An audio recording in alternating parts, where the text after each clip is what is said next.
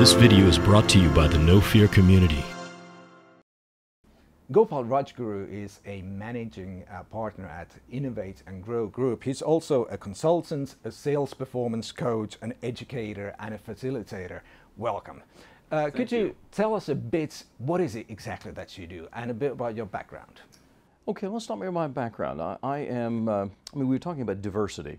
I guess I embody it in many ways because I had, through no real work of my own, but I had the experience of being born and raised in India for the first 10 years, and then my family moved to the United States during a time that was quite interesting, the late 60s and the early 70s.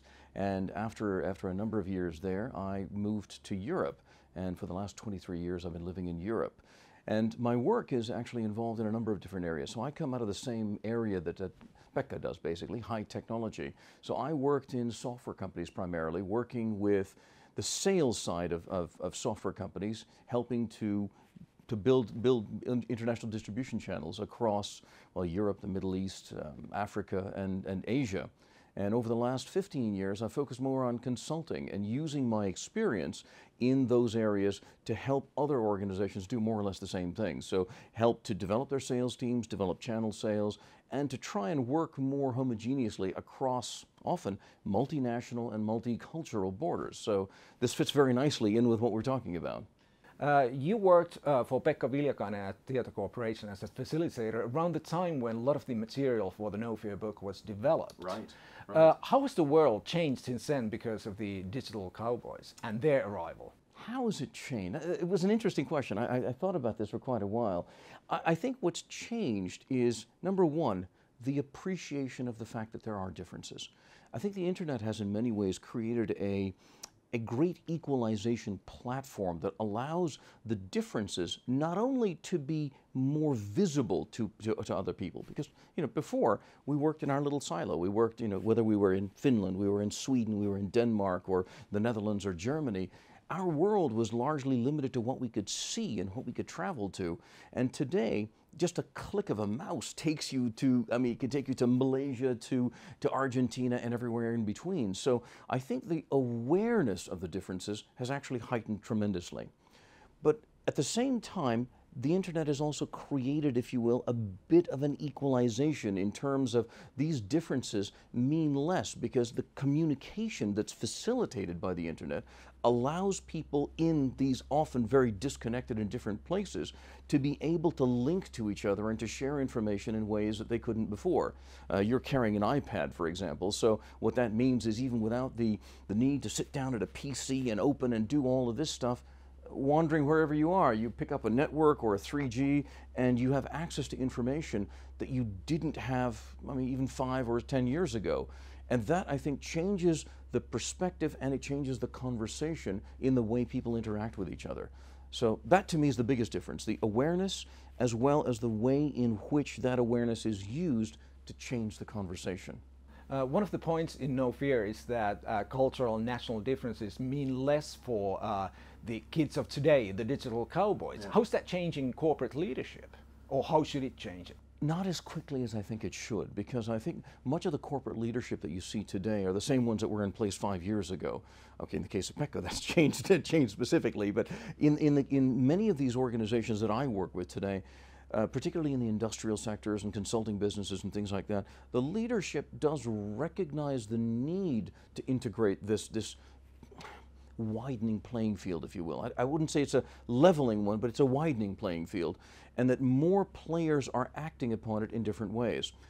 Social media, for example, the place where you're involved, is one of the things that I think has changed the way in which organizations communicate with each other. Also, it's brought in a bit of a watchdog, if you will, in terms of the way in which any message, if it's poorly presented, will very quickly make the rounds of the internet and come back to bite you, essentially, in a very, very short time. So the information out to information back, that time frame has shortened dramatically. So that's one of the things I think has changed quite dramatically in the last few years. How should leadership education prepare leaders and companies to better work with digital cowboys? Well, first of all, it's a damn good question, actually. It's one of the things that I notice. For example, if you take an example from my country where I was raised in the US, you look at the two recent presidents, Bush and Obama, and you look at the one who was more or less the technophobe and one who embraces technology. The internet and the website and the way he leveraged, for example, social media, was credited largely with the way in which Obama actually won the election. So I think he is an example of a leader who is more in touch with not only the people to whom he's talking, but the way in which they talk.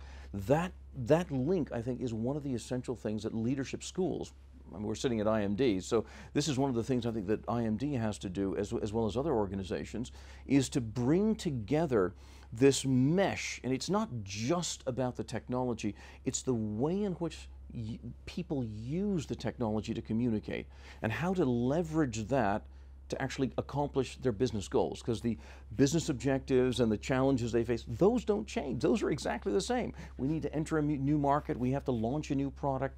Those things are exactly identical. What changes is, how do we do it?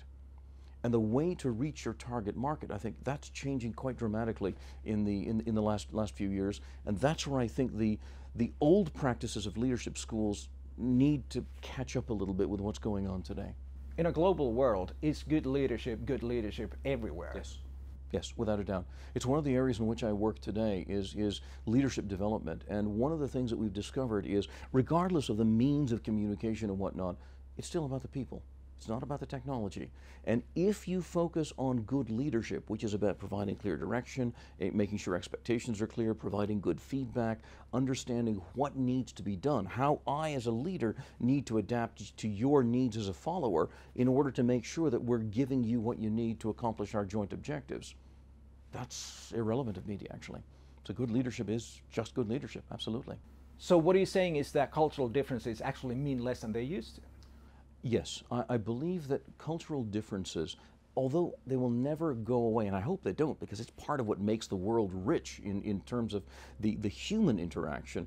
In terms of business environment, I do think that they are to some extent being overtaken by the need for greater communication, and that the technology has enabled communication in a way that some of the cultural differences are in fact less significant. Yes, absolutely. I mean, I led a team of people that spanned 7 different offices across, well, actually most of the world, between Asia and Europe.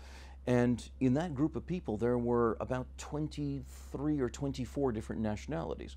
And yet, through our ability to communicate with each other, we still served a common purpose. We served our customers. We helped them to accomplish the things that we wanted to do. And that was actually the most important thing. It wasn't about, are you Spanish or are you Malaysian? It was more about, what's our common purpose? And I think that the digital age has evolved in a way that's allowed us to focus more on that, to focus on the critical elements. Thank you very much. My pleasure. Thank you for your time.